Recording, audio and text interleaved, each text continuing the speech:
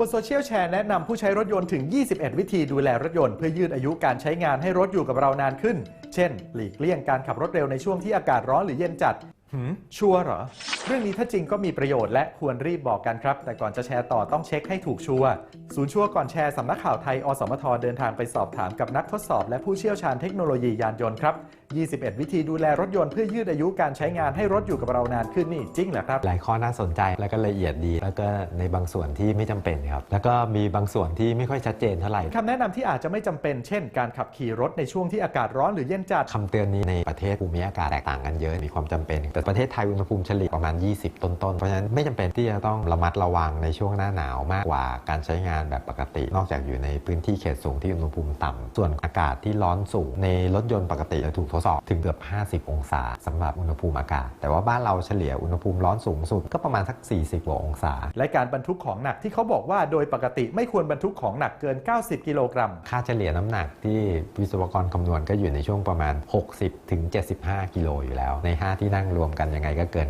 90ใช้ผ้าคลุมรถทุกครั้งเมื่อจอดในโรงรถเพื่อรักษาสีให้ดูใหม่ถ้าเกิดจอดในโรงรถเป็นพื้นที่ร่มมีอากาศถ่ายเทไม่จำเป็นเลยทำความสะอาดก้านวัดน้ำมันเครื่องก็ทุกครั้งที่เราวัดระดับน้ำมันเครื่องเราก็เช็ดอยู่แล้วทำความสะอาดฝาถังน้ำมันปกติเวลาน้องๆที่ปั๊มเติมผมเห็นเขาเปิดออกมามันก็ไม่มีอะไรสกปรกอาจจะเป็นแค่คราบเขม่าดำๆนิดเดียวเองไม่จำเป็นครับส่วนบางข้ออาจจะต้องอธิบายเพิ่มเติมเช่นไม่ควรเร่งเครื่องในตอนสตาร์ทรถทันทีโดยเฉพาะช่วงที่มีอากาศหนาวเย็นถ้าหนาวเย็นในสภาพอากาศของประเทศไทยที่อุณหภูมิเฉลี่ยไม่ได้ต่ำกว่า15องศาก็ไม่ได้จำเป็นที่จะต้องวอร์มเครื่องยนต์นานกว่าปกติเราสังเกตได้ง่ายๆในครั้งแรกที่เราติดเครื่องยนต์เนี่ยรอบเครื่องยนต์จะสูงมากขึ้นเพื่อเร่งอุณหภูมิภายในตัวเครื่องยนต์เองโดยอัตโนมัติอยู่แล้วเครื่องยนต์ถึงอุณหภูมิทำงานรอบเครื่องยนต์ก็จะลดลงมาอยู่ที่ระดับปกติเพราะฉะนั้นเวลาที่เราจะขับรถหรือว่าเริ่มเร่งรอบเครื่องยนต์ก็คือรอให้รอบเครื่องยนต์เนี่ยลดลงมาอยู่ในระดับปกติไม่ควรปล่อยรถทิ้งไว้เป็นเวลานานๆโดยไม่มีการใช้งานเพราะเครื่องยนต์อาจจะสึกกร่อนเสียหายได้มันจะสึกก็ตอนที่สตาร์ทเครื่องยนต์ครั้งแรกถ้าจอดทิ้งไว้นานๆจนระบบหล่อลื่นเนี่ยแห้ง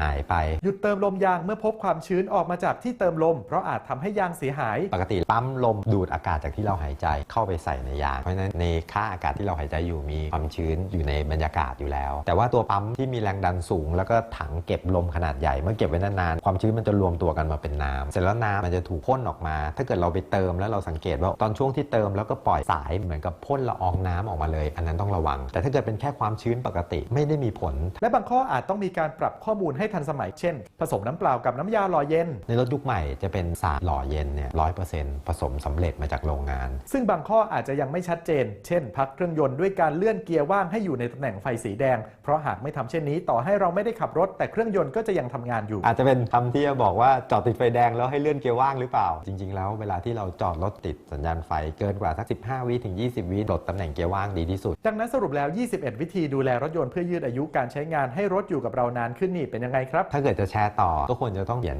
คำแนะนำเพิ่มเติม